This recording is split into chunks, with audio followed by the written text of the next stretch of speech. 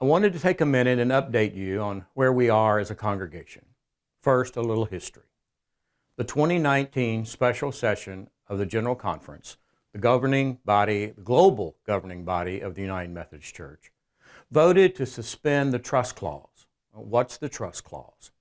The assets and property of a local congregation is held in trust for the denomination, which means local congregations do not own their property but holds it in trust for the denomination. Suspending the trust clause allowed congregations to leave the denomination and have their property. So why suspend the trust clause? The United Methodist Church has debated human sexuality issues since 1972, and the distance between conservatives and progressives was growing wider. And some felt the denomination couldn't continue with this level of theological diversity. The more conservative branch of the denomination introduced legislation to suspend the trust clause, thinking that the progressive branch of the church would disaffiliate, would leave. However, that didn't happen. As a result, the conservative churches began to leave the denomination. The suspension of the trust clause was not open-ended, though, but rather ended on December the 31st, 2023.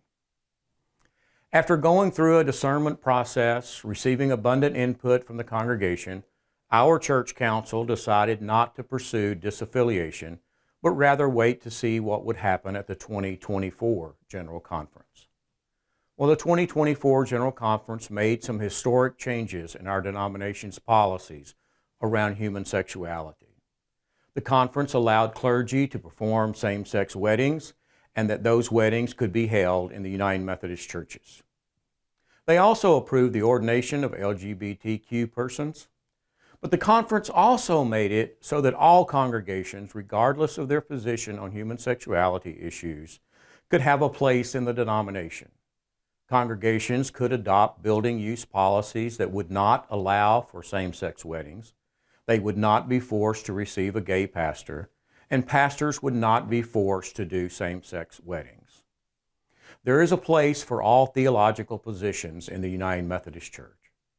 Lastly, the conference did not revive the policy that suspended the trust clause. And now with the trust clause back in force, there was no way for congregations to leave the denomination.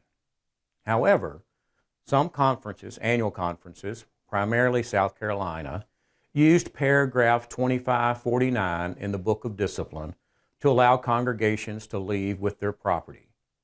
Paragraph 2549 is for closing churches, most usually because they've dwindled in membership and do not have the resources to continue. This paragraph was not intended to be used for simply allowing churches to leave the denomination.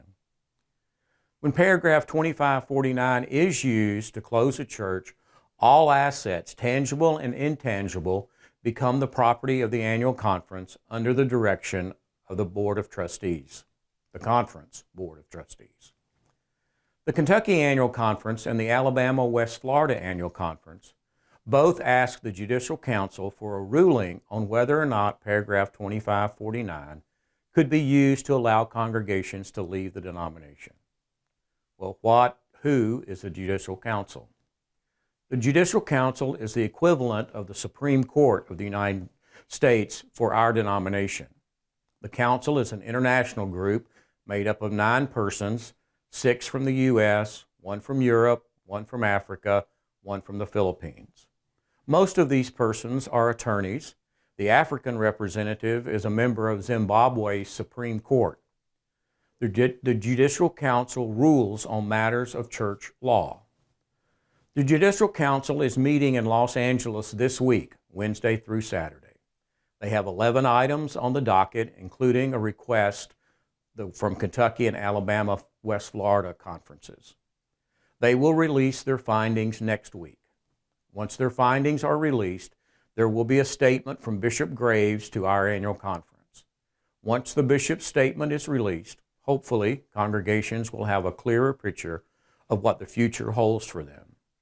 Once all this information is in hand, our leadership will assess that information from the Judicial Council and the bishop to determine how it might affect our congregation.